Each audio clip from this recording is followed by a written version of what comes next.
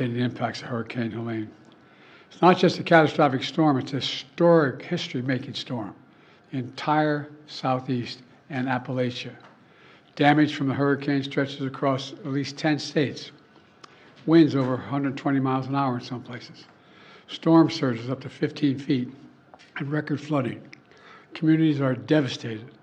Loved ones waiting, not sure if their loved ones are okay, and they can't contact them because there's no cell phone connections.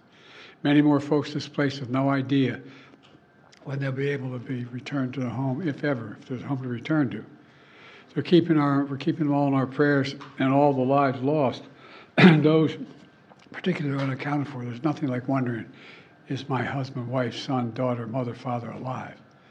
And many more who remain without electricity, water, food, and communications. And whose homes and businesses have washed away in an instant. I want them to know we're not leaving until the job is done. I also want you to know I'm committed to traveling to the impacted areas as soon as possible, but I've been told that it would be disruptive if I did it right now. We will not do that at the risk of diverting or delaying any of the response assets needed to deal with this crisis. My first responsibility is to get all the help needed to those impacted areas. And I expect to be there, excuse me, I have a cold. I expect to be there later this week. I and my team are in constant contact with the governors, mayors, and local leaders. The head of FEMA, Deanne Griswold, is on the ground now in North Carolina. She's going to stay in Asheville and the Appalachia region for the foreseeable future.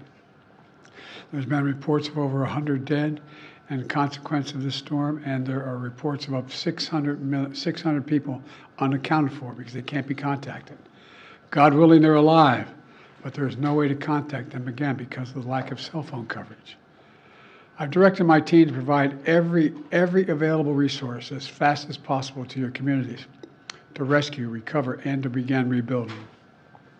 In addition to FEMA, it includes the Federal Communications Commission to help establish communications capability, the National Guard, the Army Corps of Engineers, and the Department of Defense are going to provide all the resources at its disposal to rescue and assist in clearing debris and delivering life-saving supplies. So far, that's over 3,600 personnel deployed. That number is growing by the day. I quickly approved requests from governors of Florida, North Carolina, South Carolina, Tennessee, Georgia, Virginia, and Alabama for an emergency declaration. And I approved additional requests for the governors of North Carolina, Florida, South Carolina, and for a disaster declaration to pay for debris removal and provide financial assistance directly to survivors. FEMA and the Small Business Administration are there to help the residents whose homes and businesses were literally destroyed, washed away, or blown away. And the federal search and rescue teams have been working side by side with state and local officials and partners in very treacherous conditions to find those who are missing. And they'll not rest until everyone's accounted for. I want to thank all the first responders and everyone who's been working around the clock. One of the brave teams who's volunteered to be there is from San Diego County Fire Department, set to travel all the way from California to North Carolina to help. But on their way, they were in a terrible car accident in Louisiana. We pray for their full recovery, but it was a bad accident. We know there's more to do, and we'll continue to surge resources, including food, water, communications, and life-saving equipment. We'll be there, as I said before, and I mean it, as long as it takes to finish this job. Let me close with this. As president, I've seen firsthand the devastating toll that disasters like this take on families and communities.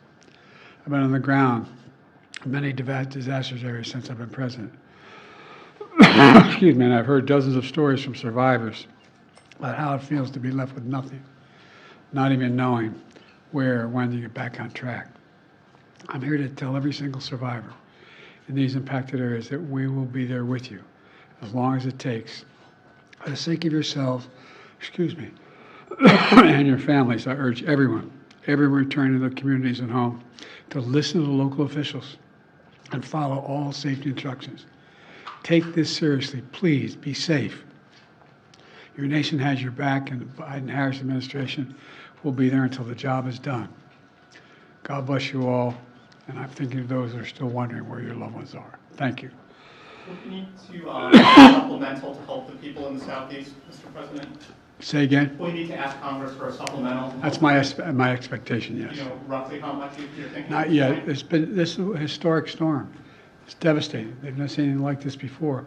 And some of them are back-to-back, 3 storms in a row. So it's really, really devastating. Would you consider asking Congress to come back for a special session to pass a supplemental? That is something I may have to request, but no decision's been made yet. Do you have a sense of where you'll go when you are able to go, sir? Yes, I told the governor of North Carolina I'd go down, and I expect to be down there by Wednesday or Thursday. It would be clear for me to go. You guys have traveled with me. You know, there's an entourage. This can be disruptive. Is it a mistake for President Trump to be down there today in Georgia? Is that disruptive? I don't have any idea. On another issue, on the other side of the world in the Middle East, it's our I'm understanding... going to stick with this. What's that? I'm going to stick with this subject, but go ahead. Well, just the fact that Israel may be now launching a limited operation into Lebanon. Are you aware of that? Are you comfortable with their plans? I'm more aware than you might know, and I'm comfortable with them stopping. We should have a ceasefire now. Thank Do you. you expect Iran to retaliate? On the hurricane, Mr. President, why weren't you and Vice President Harris here in Washington commanding this weekend? I was commanding. I was on the phone for at least 2 hours yesterday and the day before as well. I command. It's called a telephone. Is and it- all my security people. Is it not important for the country to see